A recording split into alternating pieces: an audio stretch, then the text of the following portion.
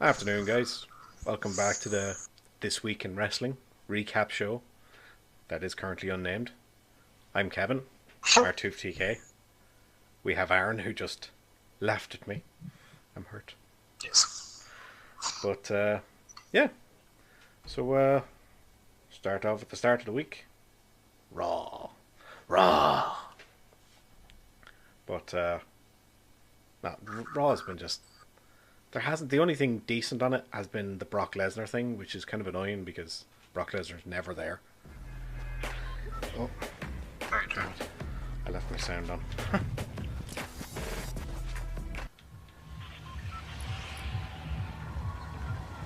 But, effects, apply. Okay, but, yeah, last week Brock was at Raw, but he wasn't out there because he was being a, entitled biatch. And, Paul Heyman trying to get him out and just. What else? Basically trying to make it look like Brock. Well, as he doesn't really give a shit about wrestling, he just cares about money. Yeah, exactly, yeah. Playing into the whole, like, he's never there, and like everyone's convinced that he's leaving after SummerSlam. I really don't think he is. So whether he whether he wins or he's cashed in on, he'll be back. I don't think he's actually going anywhere. Yeah, it's hard to tell, but Yeah. well, I find it hard to tell. This week, oh, damn it, I'm losing my place here, to be honest. Well, this week Paul Heyman did an interview Yeah, that saying was that it. Brock Lesnar is more of an animal than usual, Yeah, and he's afraid of him. obviously, just to give a little build up, the last bit of the interview was there's no way Brock Lesnar can be beaten, and then he says unless, and he takes off his mic and more or less runs away. Oh well, actually, that there's two different interviews. On Raw, he says, "I am afraid of this Brock, and I don't know what he's going to do, and I don't think Roman Reigns can win, or Roman Reigns cannot beat this Brock Lesnar." But then that's where the interview ended on TV. But on YouTube, it continues on for those extra 10 seconds where Paul Heyman looks off to the side and says, unless. And then runs off excited. So people think he's going to be, Roman Reigns is going to be the new Paul Heyman guy. It'd work. Oh, yeah. Like turn Roman fully heel and give him Paul Heyman. Change up his look a little bit, maybe. And it genuinely could work. Roman Reigns he has gotten a lot better, you know. But just have to wait and see, really. What else was there? A couple of short matches. Rude beat Mojo. Titus O'Neil and AOP are doing their 50-50 thing last couple of weeks. Ugh. Still have no idea why we're there. Yeah. Ruby Riot is back. But now one of the big things I actually want to talk about was the Kevin Owens thing. He is in, I don't know, an air quote program with Braun Strowman at the moment. Yeah. Where Braun Strowman keeps attacking him and Jinder Mahal. And Kevin Owens has a match made by Stephanie McMahon at SummerSlam, where if Kevin Owens wins in any way, then he gets the briefcase from Braun. And basically, I've thought since this happened, I thought he's going to win. He's going to win that briefcase, but he's not going to win it because he's the better man. Braun Strowman is going to say, I don't care. I can beat Brock Lesnar or Roman Reigns by myself without it. And walk away and give it to Kevin Owens. Yeah, but it kind of makes the Money in the Bank look bad, doesn't it? it was always more suited to a heel thing anyway. And Brock Lesnar is like, he shouldn't be, but he is one of the big faces of the company right now. You know. But some there was actually a rumor in the last 24 hours that whoever the venue that's hosting next month's pay per view, which I think is Hell in a Cell, but I'm not 100% on that, put up a match which, as always, card subject to change. Hashtag card subject to change. Uh, the main event was Roman Reigns versus Kevin Owens, which put forth a bunch of rumors that uh, some, well, more guesses than rumors, that Roman Reigns was either that Kevin Owens would win the briefcase and try to cash in on Brock or Roman, and either beat Roman for the title after he won it off Brock, or cost Roman the title by trying to cash in. Yeah. So that's the makeshift feud while Brock is away for a few weeks again. But it kind of backs up my theory that Kevin Owens is going to win the briefcase. But as always, He might. card subject to change. It's doubted. Yeah. But, yeah, that was It's going to make more sense if you're going to keep doing this whole try to make Roman Reigns look like Daniel Bryan thing, that Braun Strowman wins it and he has to go face Braun Strowman after. It's been Brock Lesnar. It's from the beast to the monster. maybe. I really don't know what to think, to be honest. It's just Then again, that just it affects the whole. They're not going to have Paul Heyman turn on Brock Lesnar and then have Thing lose the title straight away. Do you know what I mean? So it's going to hurt them. yeah, like it's kind of a waste of the Paul Heyman storyline, really. Yeah, Maybe it was hard to tell. What do you know? But all in all, I think Brock is. Everyone is expecting Brock to leave and go back to UFC, but I don't think he is. So I think he's winning at SummerSlam, and then someone is going to be the new Paul Heyman guy. But I don't know. But the only really other big thing at Raw, or do you have anything else to say on the Brock Roman thing, or Kevin Owens? Or... No, it's kind of what it is now. Yeah. There's a lot of ups in, but I feel like I've seen this thing with Paul Heyman before somewhere. I can't actually place where it's been. Yeah. I feel like I've seen this thing with Paul Heyman and Brock Lesnar, where Paul is afraid of Brock, or he's getting angry at Brock, and then with him, it's a perfect sort of person. I can't remember what it was. It could have been Yeah, years ago. Paul It could have Heyman. been back in 2002, like that could have been. So, the only real other big thing at Raw this week was Seth Rollins was put in a tag team match against Ziggler and McIntyre, and was told by Kurt to find a tag team partner. And it was actually a little thing with not Breezango, Tyler Breeze. We're saying, like, we could totally do this, and he had a couple of funny names, and I can't remember what it is. Can't remember myself. Breeze Allens or something, I can't remember.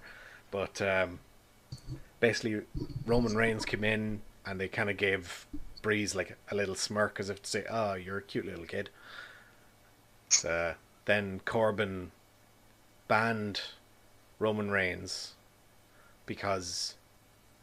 from being in the second match because he had already been in the opening match against Corbin that night and beat him and humiliated him and all that. So Seth had to go it alone, which me thinking, oh, here it is. Here's Dean Ambrose's big return. But no, it was just nothing. That's it. They saved it for SummerSlam. Yeah. He's big enough to get a pay-per-view return. I'm just hoping he comes back Possibly, looking yeah. big and bearded and crazy and properly crazy like he should have always been. The last picture I seen him, he made a nice short haircut and he was all clean shaven. Weird. Yeah. Keep going with that was a couple of months ago and he was at a hockey game. Strange. He's actually been gone for an awful long time, you wouldn't realise. Yeah. What actually happened to him? It's a bad injury, wasn't it? He tore his meniscus, I Yeah. want to say. Shoulder, I think.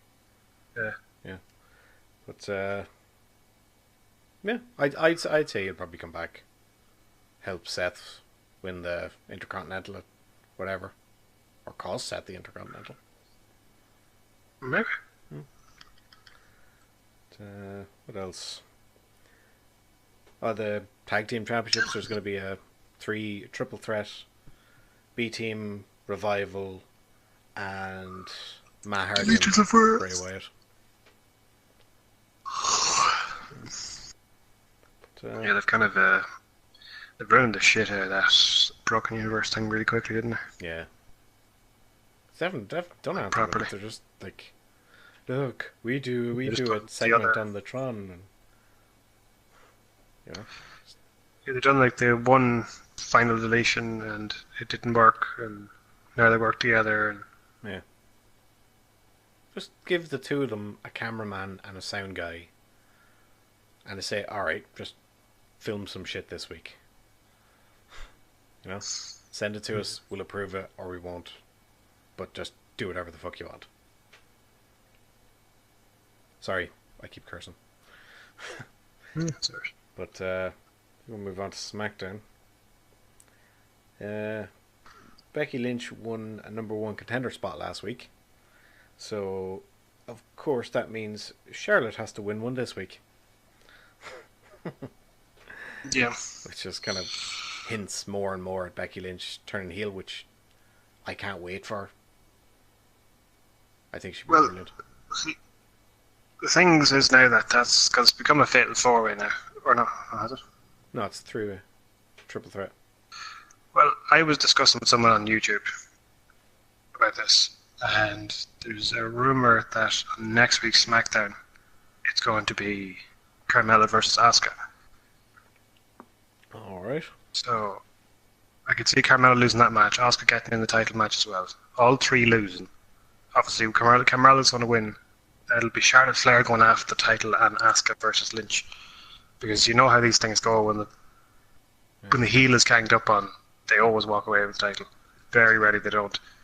Yeah, true. Oh, it's good. I kind of liked it more being Charlotte and Becky versus Carmella, and then like they kind of Charlotte and Becky getting each other's way, and like You have to remember, all the women's matches at the minute are always setting up for women's evolution. Yeah, I suppose they could be building up to that. Like, Yeah, but that's what's going to be from now on. It's going to be just kind of always building up to that to get your match. It's going to be like this, is like, I know the women go to WrestleMania before they get says that, but it's going to be, this is like the women's WrestleMania. This is their first pay-per-view, all female pay-per-view on the WWE network only. yeah. It's only the first time WWE have done it. People have done it a million times. Well, like they just it's, I don't know. Like I want WWE to be so much better, and it can be so much better, but it's too much of this 50-50 booking. Like this person wins this week, this person wins that week. And just, Yeah. but, we open up show. Last week Randy Orton gave an amazing promo, talking about how he was the legend killer, and now he is the legend, and he's gonna kill your undeserving legends. He obviously, Yeah, so it's kind of basically the same thing. he explained it better than I did, obviously. But, no, this is what Randy Orton should have been. Like it feels like it's like a shoot. Kind of feels like it's real, even though it's not.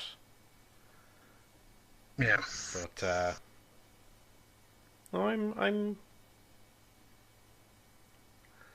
not really excited about Randy Jeff, because we've seen it dozens of times over the last 15 or 20 years. But I am excited about. We've seen it live.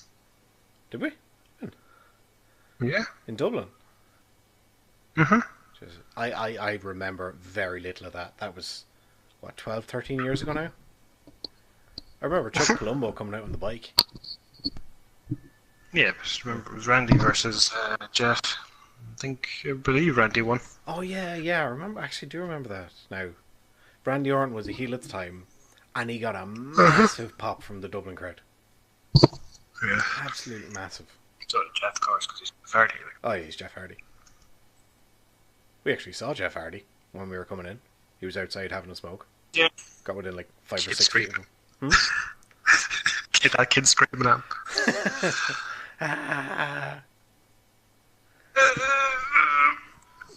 But Randy Orton gave a great promo last week and gave the same exact promo this week, and I don't really care about it. But yeah, AJ came out or last week Samoa Joe came out and talked about AJ and said like you always talk about your family and you're a family man, but you're never at home and you're a bad father and all that sort of stuff. And AJ came out to rebut and just like he said, oh, like we've been friends for so long and our kids are friends and you kind of ruined it, and it kind of really didn't feel like Anthony, you know. And then he just left without Anthony happening. But yeah, that should be good. 2 TNA originals. Yeah, the TNA originals. Fucking main event on WWE pay-per-view. Yeah. Well, they won't main event it. The Brock Lesnar Roman Reigns match will main event it, which is irritating. Oh, you never know, because people keep walking out in the Roman Reigns main event. I think they want it too much. Whoever's backstage. Oh, in fairness, now last week when Brock Lesnar had Paul Heyman pinned down, they actually did scream, "We want Roman." Which was weird. Yeah, it was weird. Anyway, but there's a great segment backstage.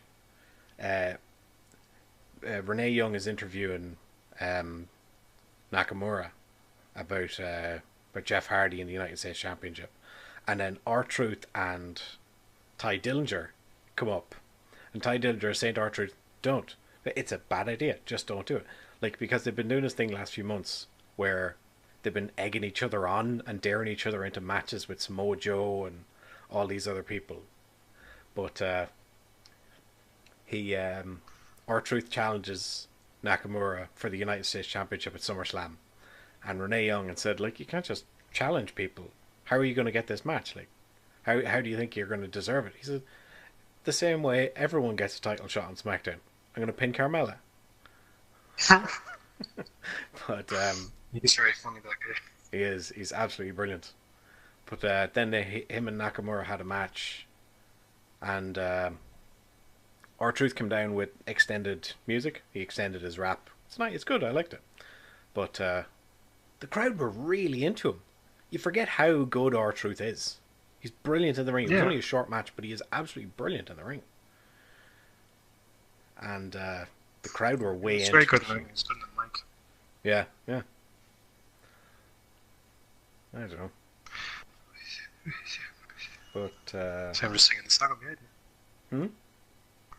Just singing his entrance in my head now. All right. There's actually a little bit during the interview backstage where Nakamura said at the end of it, right before Nakamura walked off and ended the interview, he said something in Japanese, and Renee and Ty said, "I don't speak Japanese," and R-Truth just looks at him and goes, "Well, I never." And the interview just ends. It's brilliant stuff. It's Yeah, it's kind of weird. I'm guessing that's why I get kept around, because he's funny. Oh, he is. They don't really put him into many storylines. Yeah, this could be a great storyline for him. He is. You forget how old he is. Like he was two-time. The little Jimmy storyline. Yeah. Former 2-time NWA champion in the early 2000s. He was also Intercontinental and Hardcore champion, but we're not allowed to talk about it anymore because no one mentions K-Quick. Yeah, it's kind of banned. The main event was The Bar versus The New Day #1 contenders match for the Tag Team Championships. And this was an absolutely brilliant match. Absolutely brilliant match. And they actually, with near falls and finishers, they used the ad breaks to full effect. Like they kind of built up, and there was like a near fall or a finisher, and it'd go to the break just then, and like really build up tension. It was really well done. The crowd was really into this match, and New Day won and huge big celebration and chants for "We want pancakes." And, That pancakes thing is weird. yeah, it's weird. Yeah,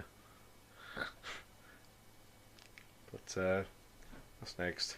NXT hasn't been a ton of stuff around NXT really. Like other than the championship match, other than the championship scene, there hasn't been a lot of build up to Takeover, really. No, not really. It's just the same usual main round line shit. Yeah, The face comes out and looks big, and then the heel comes out and attacks him from behind. That's yeah, basically what's going on with Ricochet and Adam Cole at the minute. Like, so yeah, yeah, they call Adam Cole a coward, and then Adam Cole attacked him this week. yeah, yeah, yeah. Him and his friends. You always say I'm a coward and attack from behind, and I'm always hiding behind my friends, and like literally that's exactly what he's just done. Yeah. But no, I think that should be a good match. Both of them are brilliant. I don't really mind who wins as long as it's a good match, which it will be. Another 5 stars, But there was a great bit this week between EC3 and Velveteen Dream at the Dream's pool house or whatever, where they're both kind of like, I thought you were going to do this. No, I wouldn't do that to you. You're the you're the top 1%. I am the top 1%. But EC3 ends up dunking Velveteen Dream in the pool.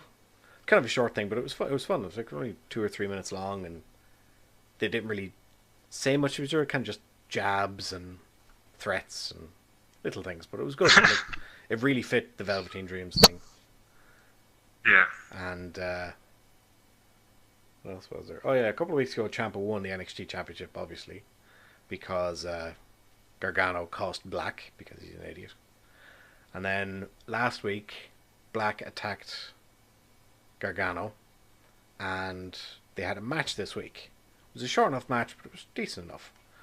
And Ciampa came out, attacked both of them, and they attacked him, and they attacked each other. It was a whole big thing. And William Regal came out and called it triple threat. But in the last few days or week since, we've learned that either in storyline or outside storyline, I'm not sure, but apparently Black is injured and he's out.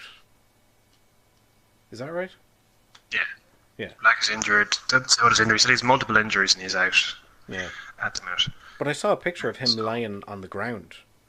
So I think they're going to do a backstage attack angle next week on next week's episode. Whether he's injured for real or they're just pulling it into the storyline, or it's I don't know. But I heard another thing, like it was on Wrestle Talk, their YouTube channel, where they're talking about the new signee, the rumored new signee to the MMA guy. What was his name? The guy with long hair. Can't remember. He lost a couple of. He won a bunch of MMA. He won a bunch of UFC matches or MMA matches, and they got taken. The wins got taken from him because he smokes weed. Oh, that could be. Yeah, I know, but anyway, it doesn't really matter. He's rumored to be in the crowd of Takeover, but everyone is really excited about him. So a lot of people were thinking maybe he's going to be the change where he won't be in the crowd. He'll be put straight into the main event. You know, as a surprise entrant. Maybe, but it won't really add to the storyline. Yeah. I don't know. I just thought I don't know how the storyline's going to fit with them two against each other, like, because they kind of needed the triple threat. Like for the storyline. Would have been the perfect time to end the storyline. That happened with just winner takes the NXT Championship, loser leaves NXT. Yeah. Like properly leaves NXT, gets the call up. None of this like they done with Gargano where he left and he was back attacking every week. The John Cena fucking Axis shit. They literally use the same storyline. I just realised that. No, they. But I thought what they should have done with this is, Gargano lost the Iron Man match back at Takeover Chicago, and it would have obviously like him being angry at himself and maybe hitting rock bottom and all that sort of meaningless crap. Yeah. But then he would have cost Aleister Black the championship, and then this match he would have thought, all right, this is my chance to beat them both down and win, and he still kind of lost, which I would have thought would be his kind of rock bottom. Yeah. And he stopped making so many mistakes and stopped letting Gargano or Ciampa get in his head. And then it'll build up to the next takeover where he'll finally win, and maybe that match will be loser leaves, you know? Yeah. And then It's a good storyline, like, but one of these things is going to have to come together. You're starting to feel like it has to come to an end already. So yeah, exactly. Just call them both up together, make them a tag team again, just start doing the whole thing again on Raw or SmackDown. But no, I like what else is there? Shayna Baszler obviously will have a championship match, but I can't remember against who. I don't know. Idea. Yeah. No, that's what I'm saying. Like, there hasn't been much build up other than the EC3 Velveteen Dream thing. Ricochet and Adam Cole. I can't even remember if there's a tag team match scheduled. Maybe Mustache Mountain, maybe? I think it's like Mustache Mountain. Oh yeah, that was a couple of weeks ago. Yeah. War Raiders or War Machine, whatever. Yeah, War Raiders, thinking. Then I can't think of the names are going out of my head now. Yeah. That's what. There's like there hasn't been a ton the last couple of weeks. There wasn't really much this week at all, other than the main event and the announcement of the triple threat, which isn't happening anymore. Card is always subject to change. Huh? Card is always subject to change. Always. Luggage change? The card is always. Oh, card subject to change. Yeah. Sorry, you're breaking up a little bit there. But I've actually been watching Impact the last few weeks because Impact is brilliant again. Impact is absolutely brilliant. And apparently Chris Jericho is to thank for that, because he told whoever was in charge, get rid of Dixie Carter, get rid of the Smashing Pumpkins guy, Billy Corgan, whatever his name is, get rid of all them. They're all greedy, money grubbing leeches that don't care about the business. Get in Don Callis and he'll remake that entire show, which they did, which they have, and now Impact is brilliant again. And I've been loving it. It's been doing well. Yeah. Especially since they brought in all the Lucha Underground guys. Brian Cage and Pentagon and Phoenix. But apparently Chris Jericho is rumoured to be on it very soon. Yeah, there's a lot of rumours going about people being impacted. Like, you got Kenny Omega, Jericho, and the Young Bucks. Yeah. So, that's going to be really maybe. good. Oh yeah, we forgot to mention Keith Lee debuted on NXT this week as well. Keith Lee is awesome. But Impact has been brilliant. Has been last couple of weeks. Like, I haven't watched it in 8 years, and it's obviously different, and most people are different, but it still has the same kind of, not really vibe, but there's something very familiar about it. Not just because it's the same thing, but I don't know. I can't really explain it very well. But have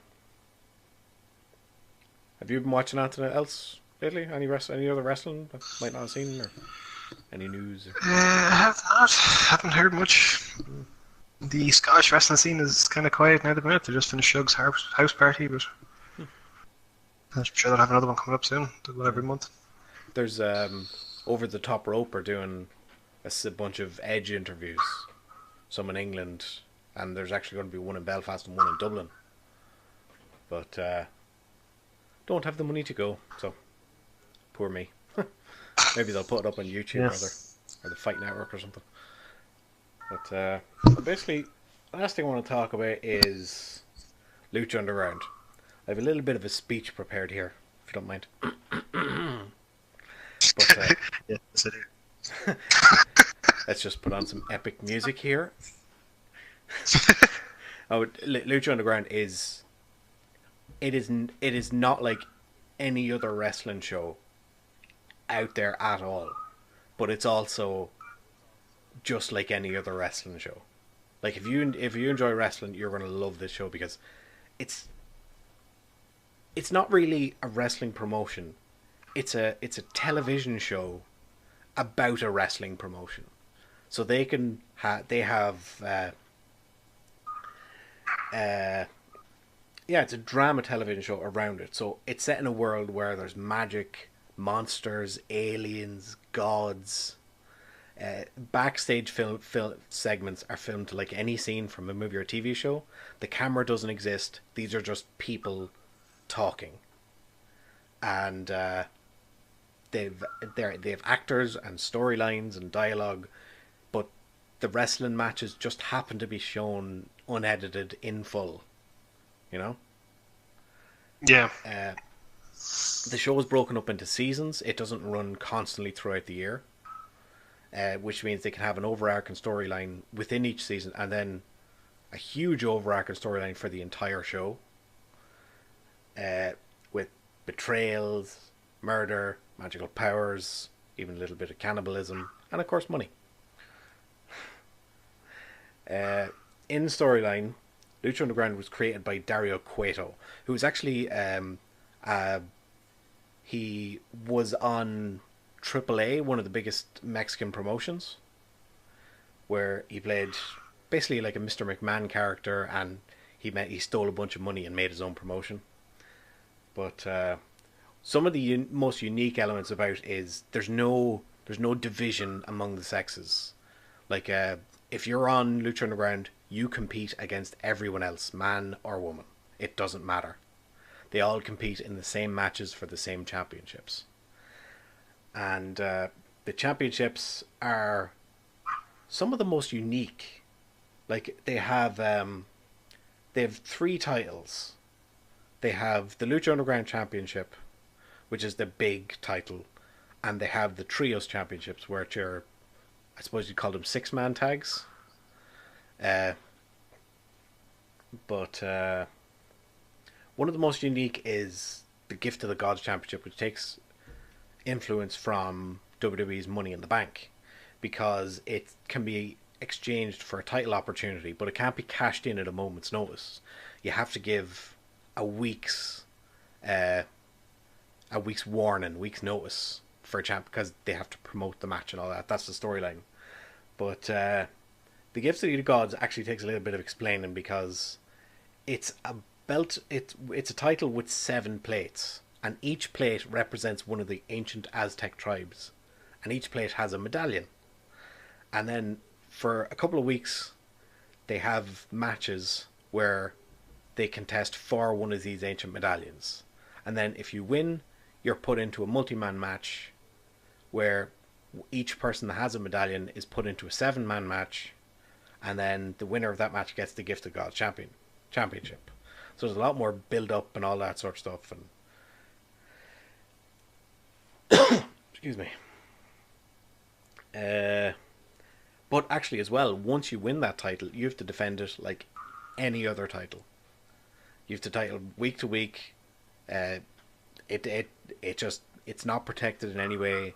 It's just like any title, you have to protect it. Yeah. So someone actually said to me recently, so when I was explaining to them, so you're saying like kayfabe isn't dead. It still does exist, and they have to protect it. It's not really kayfabe. You wouldn't ask a Game of Thrones actor, like you wouldn't talk about Game of Thrones in the sense of kayfabe. It's actors playing roles, you know.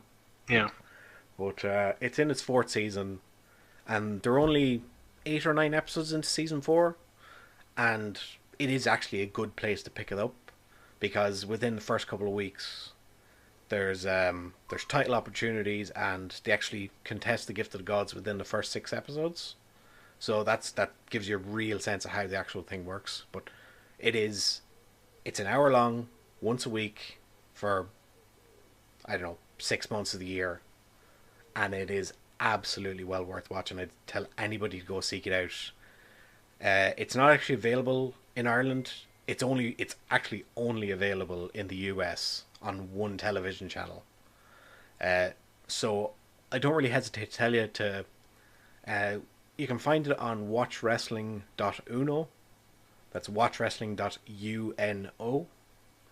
And just if you can, just in any way support the official release, because obviously always support the official release.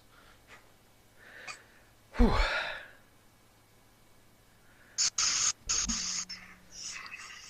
Oh, doing good. You doing good? But Yeah, yeah. stocks. What? Yeah, the stocks in Lucha Underground. Oh fucking! I wish I could. But Yeah, it's a good show. yeah, that's our yeah, it is a good show. It's just fucking. It's just sorry. Trying to catch it every week is difficult, especially with all the other amount of wrestling that's on. It can easily be overlooked. Yeah, that was our wrestling recap show. If you want to follow me, you can follow me at MartoothTK everywhere. YouTube, Twitter, Twitch, at MartoothTK. You can follow Aaron at It's a Me Aaron on Twitch and Monkey Aaron on Twitter. And this will be available on my YouTube channel or my Twitch VODs. And yeah, we'll be back on this time next week. Follow me on Twitter for live updates. But yeah, we're working on it. See you next week. Peace. Bye bye bye bye.